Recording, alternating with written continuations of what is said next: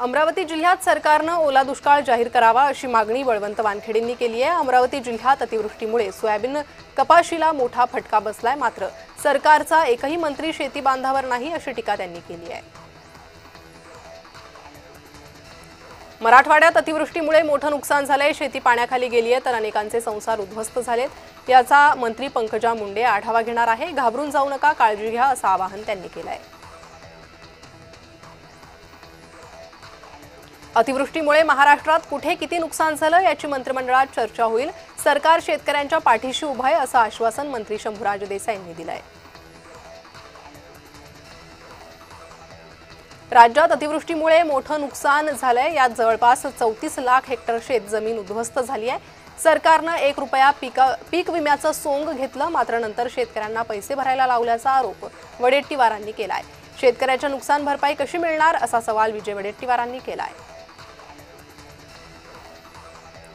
राज ठाकरे यांच्या विरोधातील याचिकेच्या योग्यतेवरच मुंबई उच्च न्यायालयाकडून प्रश्न उपस्थित करण्यात आले।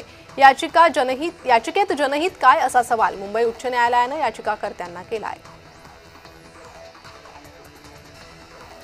राज्यातील शासनाच्या जमिनी नाममात्र दरात लीजवर देऊन होत असलेल्या महसूल बुडीविरोधात कन्नडचे माजी आमदार हर्षवर्धन जाधव यांनी जनहित याचिका दाखल केली। यावर सुनावणी घेत न्यायमूर्ती मनीष पितळे आणि वाय.जी. खोब्रागडे यांनी राज्याचे मुख्य सचिव आणि विविध विभागांच्या प्रधान सचिवांना नोटीस बजावण्याचे आदेश दिले आहेत। महाडमध्ये राष्ट्रवादीच्या अनेक कार्यकर्त्यांनी शिवसेनेत प्रवेश केला। यात महाड नगर परिषदेचे माजी नगरसेवक प्रमोद महाडिकांसह शेकडो कार्यकर्ते शिवसेनेत आले। यावेळी भरत गोगावलेही उपस्थित होते।